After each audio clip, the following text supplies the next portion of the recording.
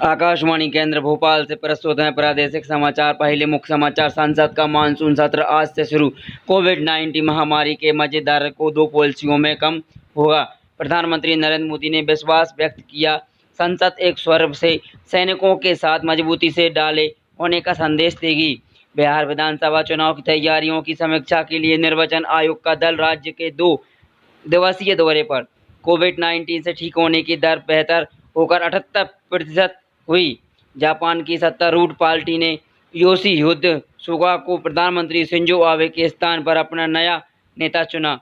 और गृह मंत्री अमित शाह ने कहा, नई शिक्षा नीति में हिंदी और अन्य भारतीय भाषाओं का समानांतर विकास होगा।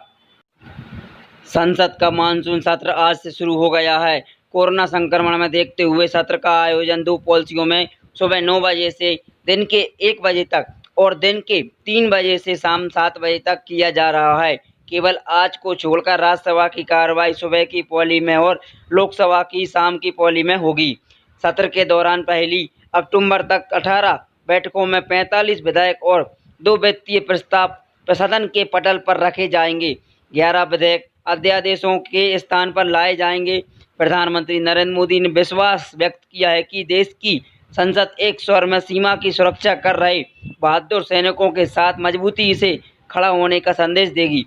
संसद का मानसून सत्र शुरू होने से पहले आज सुबह संवाददाताओं से बातचीत के श्री मोदी ने कहा कि सैनिक देश की सीमाओं की रक्षा में डटे रहें और सभी संसद सैनिक के समर्थन में एकजुट हैं। उन्होंने कहा कि मानसून सत्र विशेष परिस्थितियों में हो रहा है और संसदों के कोरोना संकट के दौरान कर्तव्यों के निर्वहन का रास्ता चुना है। प्रधानमंत्री ने कहा कि संसद में कई महत्वपूर्ण मुद्दों पर चर्चा होगी।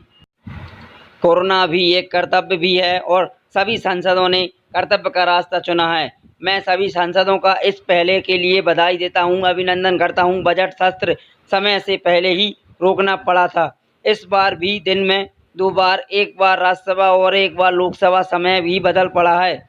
सदस्य संडे और इस बार कैंसिल कर दिया गया, लेकिन सभी सदस्यों ने इस बात को भी स्वीकार लिया है कि स्वागत किया है और कर्तव्य पथ पर आगे बढ़ने का फैसला किया है। इस सत्र में कई महत्वपूर्ण निर्णय होंगे, अनेक विषयों पर चर्चा होगी।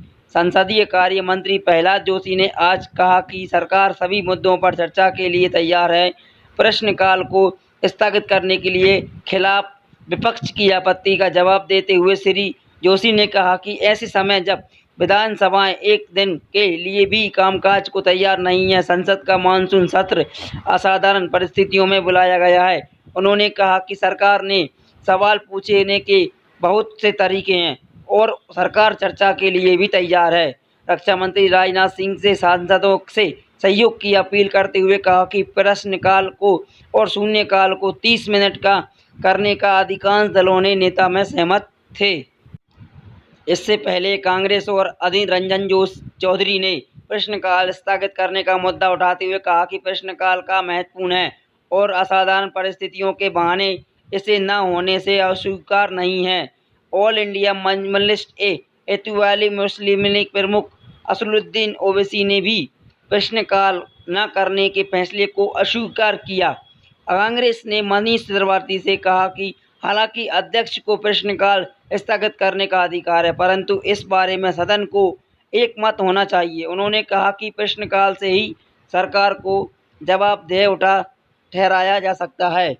सरकार ने आज लोकसभा में 2,35,832 करोड़ 87 लाख रुपए की पहली अनुकंप पूर्व मांग की प्रस्तुति की। वित्त मंत्री निर्मला सीतारमण ने 2020 और 21 के पहले चरण के लिए अनुपूरक मांगों को ब्यौरा प्रस्तुत किया। 2,35,832 करोड़ 87 लाख रुपए की अतिरिक्त खर्च की मांग को संसद द्वारा पारित किया जाना है।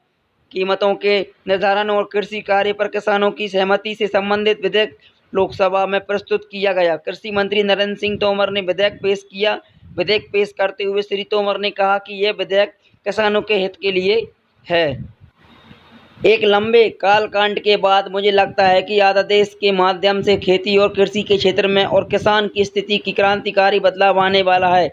अभी जो वर्तमान व्यवस्था है उसमें कृषक अपना उत्पादन पैदा करता है और वो मंडी में लाता है, उसके ऊपर मंडी फीस है दुनिया भर के कानून हैं, उनका जो भी परिवहन का खर्चा और मंडी का 10 लोग, 20 लोग, 25 लोग बोली लगाने के लिए उस उत्पादन की कीमत को तय करते हैं।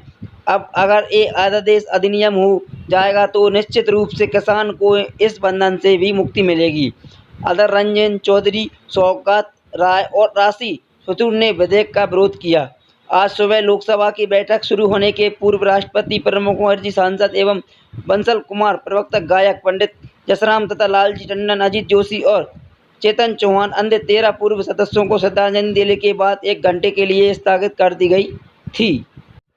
कोरोना संक्रमण प्रकोप के बाद आज सदन की पहली बैठक हुई। लोकसभा अध्यक्ष ओम बिरला ने दंपत्ति नेताओं को राष्ट्र की रक्षा के शहीद हुए सुरक्षा कर्मियों को श्रद्धांजलि दी।